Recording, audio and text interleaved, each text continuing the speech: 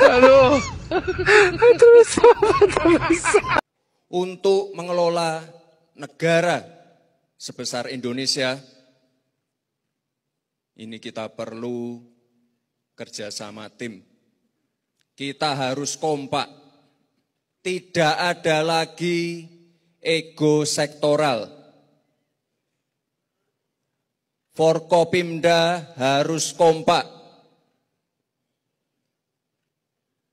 Kepala-kepala daerah ini terutama harus kompak juga dengan kabupaten, kota-kota sekitarnya. Sekali lagi Bapak Ibu, saya garis bawahi, tidak ada visi lain selain visi Bapak Presiden Prabowo.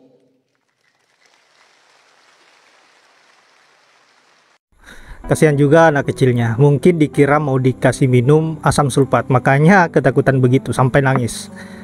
Aduh, Mas Wapres, kalau memang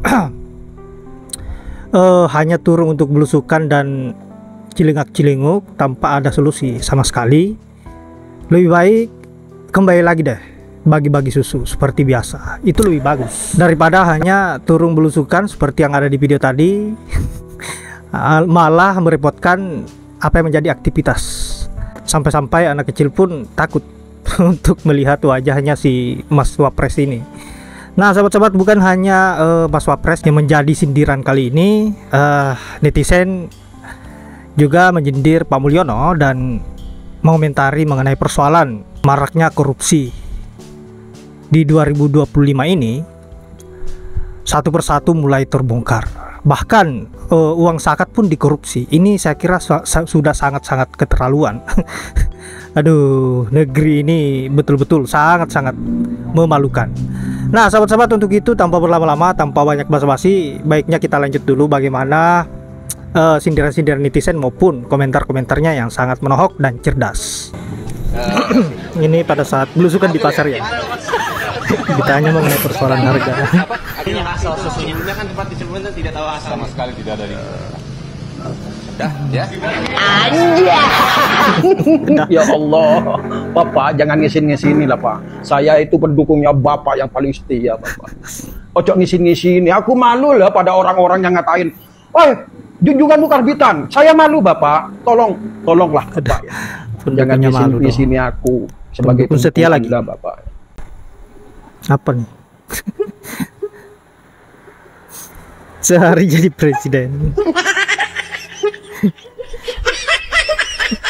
Salah. Ini membuka akun Bu Papa ya kalau tidak salah. Ya Allah.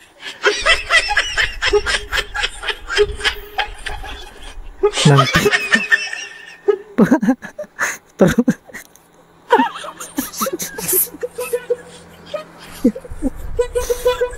gila.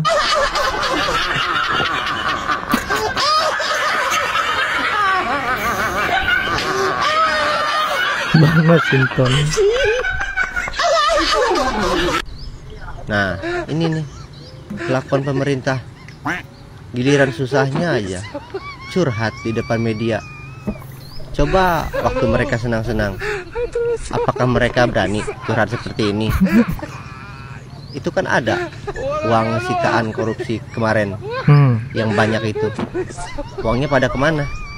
Jadi bagi-bagi lah. Jangan sampai ya uang hasil sitaan korupsi itu kalian korupsi lagi.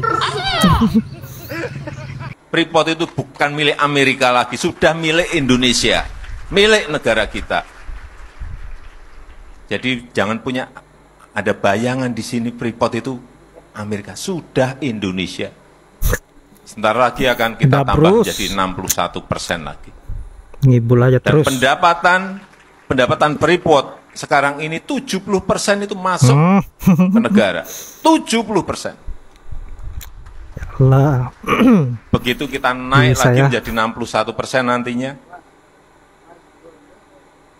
80% akan masuk ke negara. Inilah proses-proses, tetapi untuk mendapatkan hal seperti itu, sekali lagi, tantangannya besar, tantangannya tidak mudah.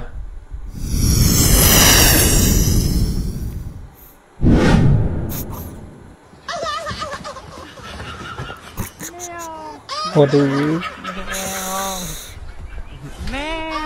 bisa-bisanya Belum mirip. selesai kasus korupsi Bank Indonesia yang dananya diduga mengalir ke DPR kita.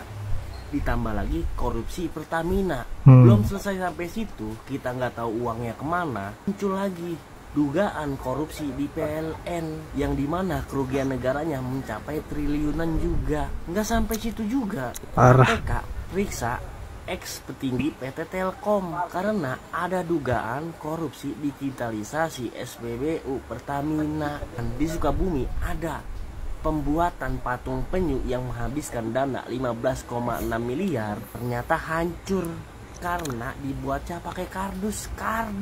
Membuat patung penyu dari kardus menghabiskan biaya miliaran. Dan ada lagi nih, pakai kode uang zakat, direksi LPI korupsi dan rugikan negara sebanyak 11 triliun.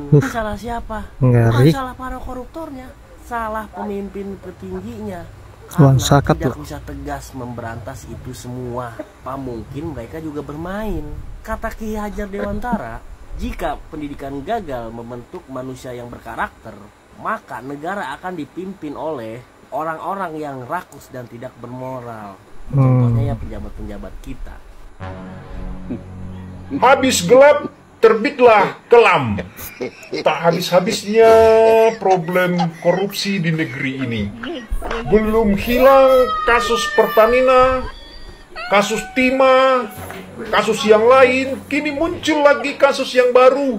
PT Pupuk Indonesia disebut merugi 8,3 triliun. Semua sektor memang korupsi. Ini adalah kasus kerugian, belum tentu kasus korupsi. Tetapi ini adalah prestasi yang luar biasa yang diraih oleh bangsa kita hari lepas hari. Dan rasanya nilai triliunan itu menjadi hal yang biasa sejak 10 tahun terakhir ini. Sungguh luar biasa, hebat Indonesia. Uang zakat pun dikorupsi. Setan yang melihat ini pun angkat topi dan sungkem sama yang korupsi. Parah sih, ini parah. Kali ini korupsi zakat terbongkar dengan nominal fantastis mencapai 11,7 triliun. Ini mega korupsi. Di saat aku bilang Indonesia ada bertungki, kalian nggak percaya. Indonesia itu cukup jahat. Polarisasi di mana-mana. Politik nggak boleh bawa-bawa politik dalam agama, agama nggak boleh bawa-bawa politik. Itu yang di framing sekarang di masyarakat. Supaya apa? Orang itu bisa mencuri, bisa nyekek punya kita. Apa yang nggak dikorupsi di Indonesia itu? Minyak, PLN, BBM, minyak makan, dana haji, semua, aduh, hasil tambang, semua dimaling. Kata rakyat Indonesia yang sebagian yang bertungki mengatakan, cuman di era ini yang terbaik. Di era Pak Jokowi baik sekali. 10 tahun itu nggak ada yang terbaik selain Pak Jokowi.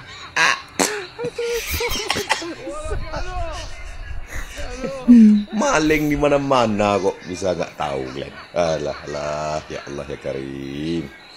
Ya Allah ya Karim, buat orang-orang ini yang melakukan kejahatan, buat mereka itu bertungki dalam kubur ya Allah. I love you ya, salam buat kalian semua yang menonton. Happy-happy aja, malas aku nanti kalau nggak happy-happy. Salam dari adik Pak Anies. Assalamualaikum.